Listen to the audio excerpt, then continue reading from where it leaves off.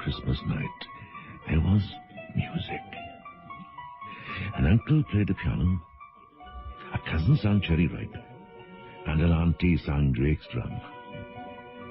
And it was very warm in the little house. One Christmas was so much like another, in those years round the Seatown corner now, and out of all sound except the distant speaking of the voices I sometimes hear a moment before sleep, that I can never remember whether it snowed for 6 days and 6 nights when I was 12, or whether it snowed for 12 days and 12 nights when I was 6. You can never remember nothing, Will. Jim, so it's you. Talking to yourself again, is it? That's about it. Don't change, do you? Always were a bit funny. I was talking about Christmas, like it was in the old days. Oh, aye. Plenty of snow about then, all right? Oh, I should say. Damn, but we had some fun. You and me, and Jack and Dan, remember? Well, how could I forget? Oh, that's a good one. You got a memory like a sieve. Oh, no, I haven't. Oh, yes, you have. I remember a lot of things. Like what? Cats. What? Cats. The Christmas Eve cats in your garden. Oh, good heavens. Sleek and long as jaguars, and horrible whiskered. Well, look. Spitting and snarling. You see what I see? Sinking and sidling on the white There back we of the are, wall. both of us, just as we used to be. Jim! Scare them away! What if they don't come? Of course they'll come. Patient, cold and callous. Our hands wrapped in socks, we waited to snowball the cats. They always come. The Linkside hunters, Jim and I, fur-capped and moccasin trappers from Hudson Bay, off Mumbles Road. You ready for them, Will? Aye, but it's freezing, man. My fingers are dropping off. They'll be here any second. There'll be a sis. Ow! I'll shove this snowball down your gob in a minute, you twat. I did too, remember? I was coughing up winter in the middle of June. See what you've done now? You scared them away. Shh, the sun.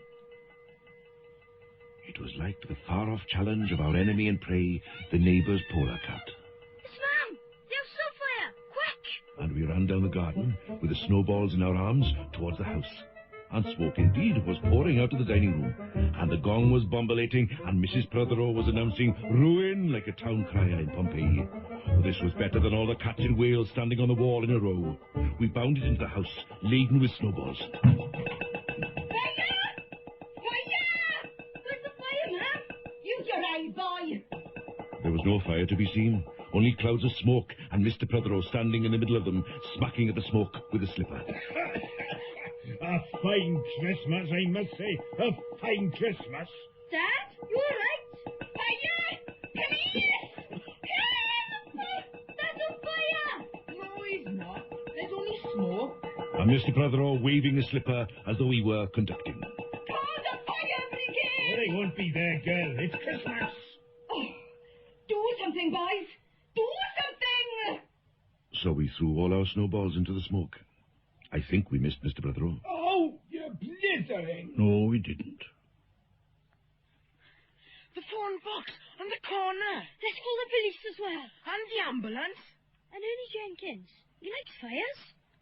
But we only called the fire brigade. We thought there'd be dozens of them trampling the snow to death in their huge, shiny boots and drowning the wisteria. We stood agog and a magog as the fire engine judded to a stop and the crew tumbled out. All 3 of them. Where's the fire, boys? There in the house. Run the hose in. Keep here, you boys. This is perilous work. Come on. The neighbour's polar cat appeared, crouching in the snow, ready to pounce on Mr. Prothero. Fire! Fire! Come on out, you stupid woman. Come on, out. They got out just in time before the firemen turned the water on. Little Bobby Tosca. There you find them out. Take that. This was a killer. Nobody could have had a noisier Christmas Eve. And when the firemen turned off the hose and were standing in the wet, smoky room, Jim's aunt, Miss Prothero, came downstairs and peered in at them. Jim and I waited very quietly to hear what she would say to them. She looked at the firemen in their shining helmets, standing among the smoke and cinders and dissolving snowballs, and she said, "Would you like anything to read?"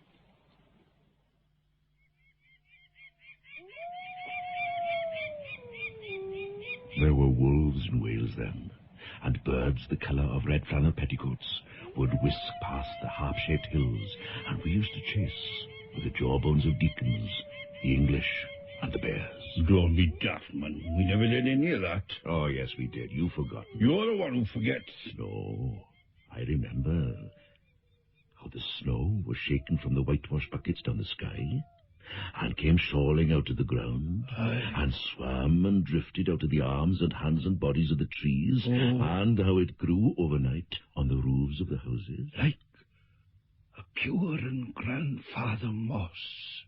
You see, you remember too. And then there were the postmen, just ordinary postmen, fond of walking and dogs. And Christmas and snow. Got anything for us, Mr. Postman? Got any of them gobstoppers? You know, the ones that change colour when you suck. Got any boxing gloves? Marbles? Train sets? Bubblegum? We'll give you some free in a minute. What's that then? Black eye if you don't clear off. With sprinkling eyes and wind-cherried noses, on spread, frozen feet, they crunched up to the doors and mittened on them manfully. And in the little drifted porches, the postman huffed and puffed, making ghosts with their breath. Jogging from foot to foot. Like small boys wanting to go out. Good morning, postman. Compliments of the season to you. Oh, same to you, sir. Thank you. Lousy tanner. Can you spare it? But all we could hear was the ringing of bells. Those aren't doorbells, you idiot. You forget. The bells were ringing inside us. Well, speak for yourself. And it seemed that all the churches boomed for joy under my window, and the weathercocks crew for Christmas on our fence. And then there were the presents. Useful presents, engulfing mufflers of the old coach days, and mittens made for giant sleuths. Zebra scarves of a substance like silky gum that could be tug-of-war down to the galoshes. Blinding tam o' shanters like patchwork tea-cozies, and bunny-suited busbies and balaclavas for victims of head-shrinking tribes. And from aunts who always wore wool next to the skin, there were moustached and rasping vests that made you wonder how the aunts had any skin left at all.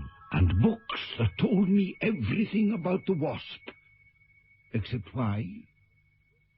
Come along now, you two. Make yourself useful. How, ma'am? Oh, run along to the shop to get me some presents for your cousins. What kind of presents, ma'am? Why, useless presents, of course. Cousins are always useless, aren't they? What do you want, Mrs. Thomas? Well, bags of jelly babies for a start. Moist and many-coloured jelly babies. And a flag. A folded flag. And let me see now. Oh, yes, a false nose. I'll wear that. You need to. The snout's horrible. And a tram conductor's cap, and a machine that punches tickets.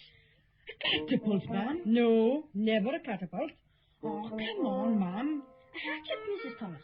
Just a little one. Never in this world. Sweets, then? Any amount. Hard boils, toffee, fudge and all sorts. Crunchies, crackers, humbugs, glaciers, marzipan. One butter Welsh for the Welsh. Now run along now. Don't waste any more time. Remember that celluloid duck someone gave me, Will? That was useless, all right. Can't say I do. Oh, you must do, man. It made a terrible noise.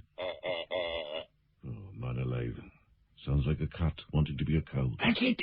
That's just it.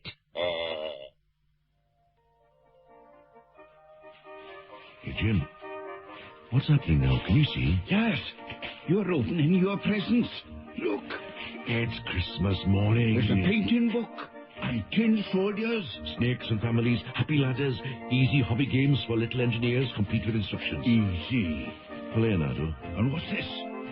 Hiding in the corner like a sneak. You're putting something in your mouth. What is it? Open, boys! You hear me? Open at once! Look out! The picture is coming off. Oh,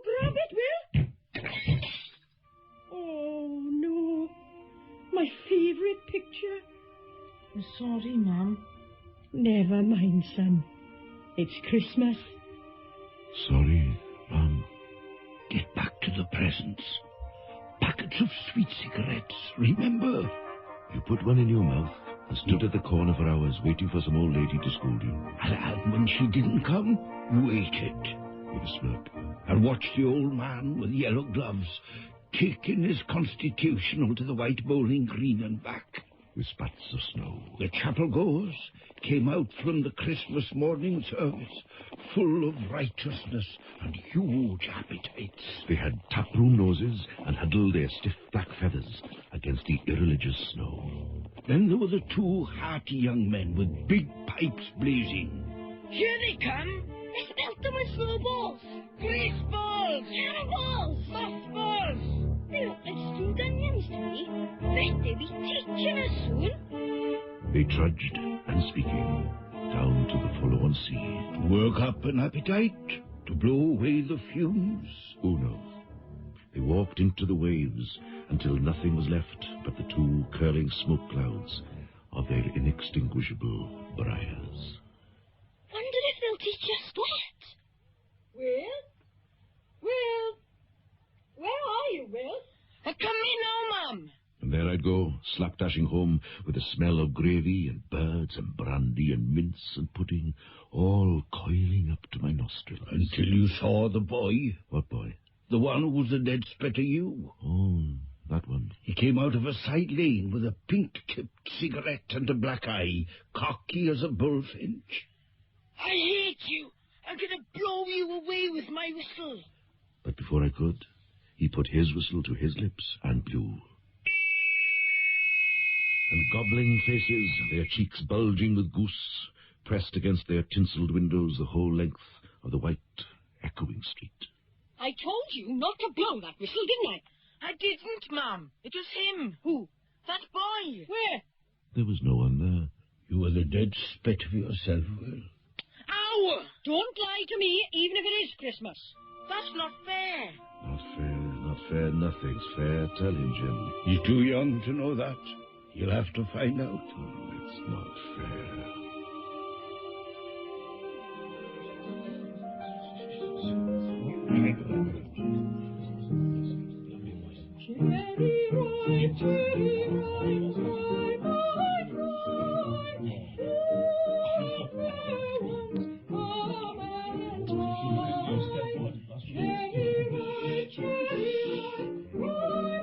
Who's that, then? Oh, just one of my cousins. She always sang Cherry Ripe on Christmas Day. You go and listen to her, then.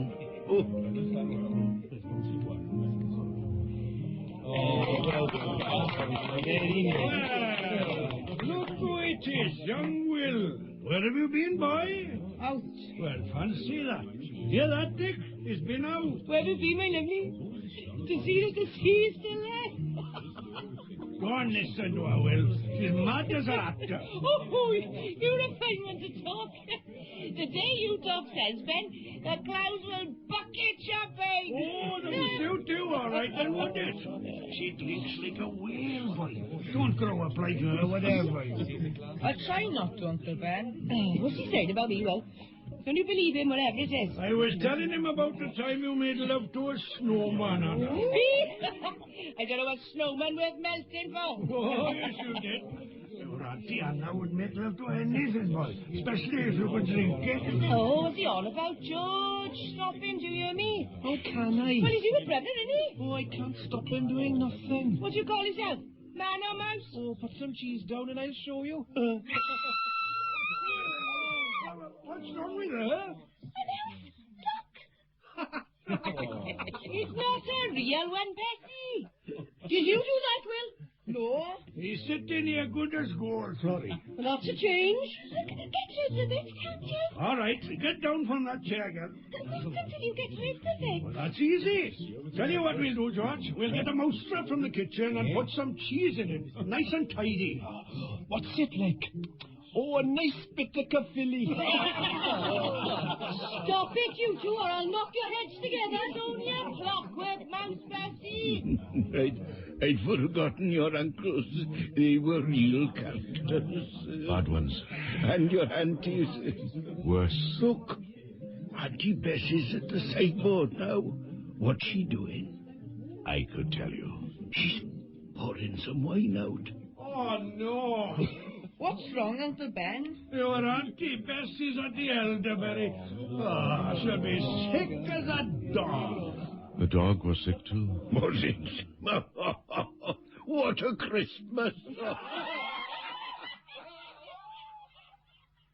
Mid pleasures and palaces, though we may roam, be it ever so humble, there's no place like home.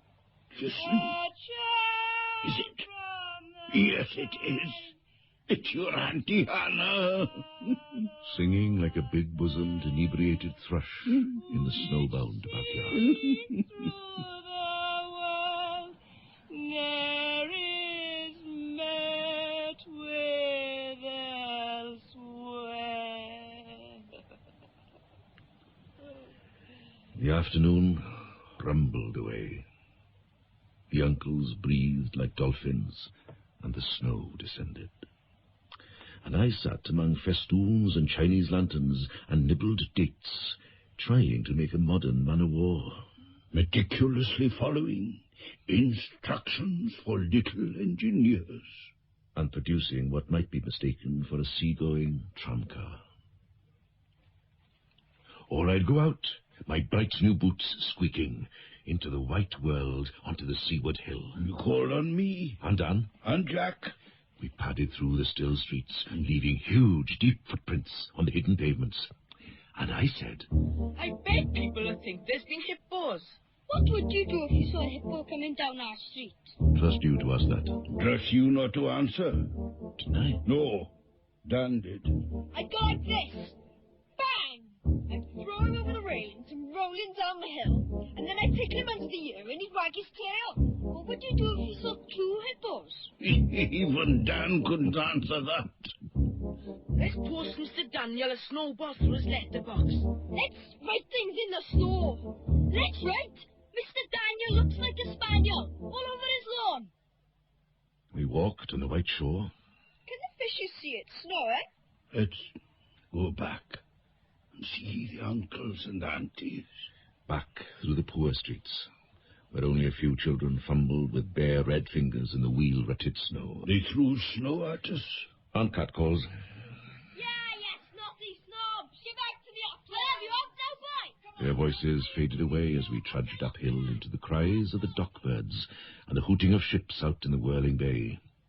And then, at tea, the recovered uncles would be jolly, and the ice cake loomed in the centre of the table like a marble grave. Then it was time for tall tales. How tall, Will? Tall as the firemen. Tall as the cliffs at Rossley. I can think of a tale. The time we went singing carols. We were always singing carols. No, not like this. It was dark, pitch dark, and we walked along a long road. And at the end of it was a drive that led to a large house. And we stumbled up the darkness of the drive, each one of us afraid, each one holding a stone in his hand in case, and all of us too brave to say a word.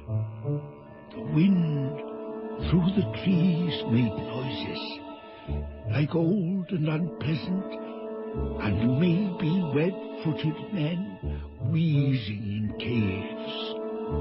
We reached the black bulk of the house. What should we give them? Hark the herald? No. Good King Wenceslas. I'll come 3. 1, 2, 3. And we began to sing. Good King Wenceslas looked out on the feast of Stephen. Our voices high and seemingly distant in the snow-felted darkness round the house that was occupied by nobody we knew. We stood close together near the dark door. And then a small, dry voice, like the voice of someone who has not spoken for a long time, joined our singing. A small, dry, eggshell voice from the other side of the door.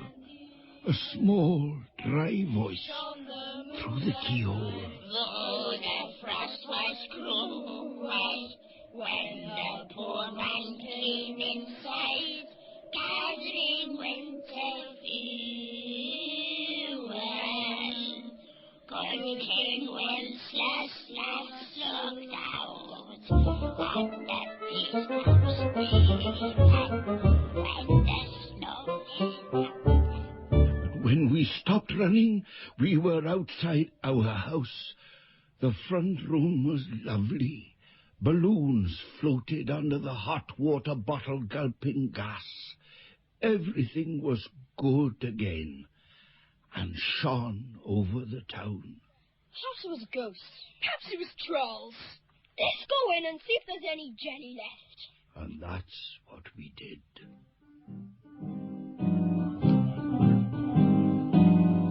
Frankie's in his hammock and 1,000 miles away. Captain Arthur's sleeping there below. Always on Christmas night there was music. An uncle played the piano, a cousin sang Cherry Ripe, and an auntie sang Drake's Drum. It was very warm in the little house. Auntie Hannah, who had got onto the parsnip wine, sang a song about bleeding hearts and death, and then another in which she said her heart was like a bird's nest. And then everybody laughed again. Is that all? And what else do you want? I want to know more. About what? What happened next? You know what happened. We grew up. And I hardly saw anything of you until now. That's right. Hey, this is a funny place. You can see everything from here. You can look into the long ago and bring it all back. Sometimes you can, Jim. Not always. You've been here a long time, haven't you? We don't talk about time here. It doesn't exist. Oh. I'm sorry. I'm new here, you see. I mean, I don't know things like you. You will, boy. You will. What's happening now, then? Everything's fading. Your house, it's going. Do something, Will. I can't. Why not? It was only in our thoughts. It was our memories, Jim. But I don't want it to go. Oh, you have to, boy. You have to let go. Do I? You all do. Though it's hard at first. I want to go home. You are home, Jim. This is home. Is it? You'll find out, boy. You'll find out soon enough. Will? Yes? One last look. Yes? I don't know about Oh, that. please. It's not the regular thing. Just this once. All right, then. I'll try. Yeah, just this once. As it's Christmas. Oh, look. There you are, looking through your bedroom window out into the moonlight and the unending smoke-colored snow. You see, you're a poet, too. I could see the lights in the windows of all the other houses on our hill, and hear the music rising from them up the long, steadily falling night. I turned the gas down. I got into bed. I said some words to the close and holy darkness. And then I slept.